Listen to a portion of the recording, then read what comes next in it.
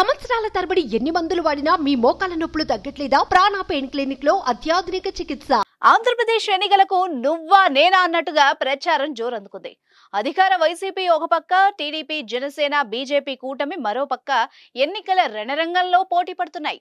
TDP, బీజేపీతో కలిసి వస్తున్న జనసేన ఈ ఎన్నికల్లో ఎంతటి ప్రభావం చూపుతుందన్న చర్చ ప్రధానంగా మారింది.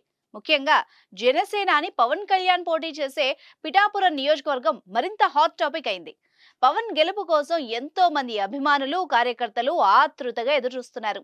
10 ఏళ్లుగా రాజకీయాలకు దూరంగా ఉన్న మెగాస్టార్ చిరంజీవి కూడా ప్రజాక్షేత్రంలోకి అడుగు పెడుతున్నారు. పవన్ ను గెలిపించాలని పిఠాపురం ప్రజల్ని మెగాస్టార్ కోరనున్నారు. పిఠాపురం ప్రజలకు చిరంజీవి అంటే ఎంతో అభిమానం.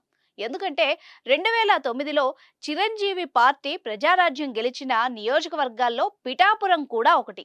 ఆనాడే చిరంజీవి పార్టీని పిఠాపురం ప్రజలు గెలిపించారు.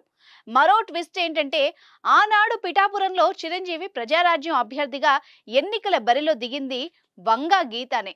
అవును, ఆనాడు ఆమె ప్రజారాజ్యంలో చేరి ఎమ్మెల్యేగా గెలిచారు. తర్వాత కాంగ్రెస్, ఆ తర్వాత వైసీపీలో చేరి ఎంపీగా గెలిచి నేడు ఎమ్మెల్యేగా పోటీ చేస్తున్నారు. ఈ రకంగా పిఠాపురం వాసులు ఏనాడో చిరంజీవిని గెలిపించేశారు. ఈనాడు తమ అభిమాన నాయకుడు వచ్చి ప్రచారం చేస్తే గెలిపించరా?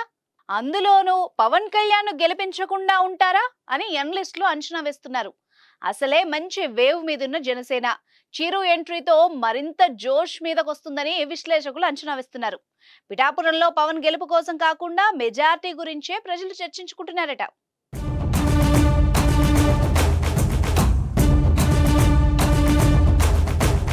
సుమన్ టీవీలో మీ పర్సనల్ అండ్ బిజినెస్ ప్రమోషన్స్ కోసం కింది నెంబర్కి కాంటాక్ట్ చేయండి.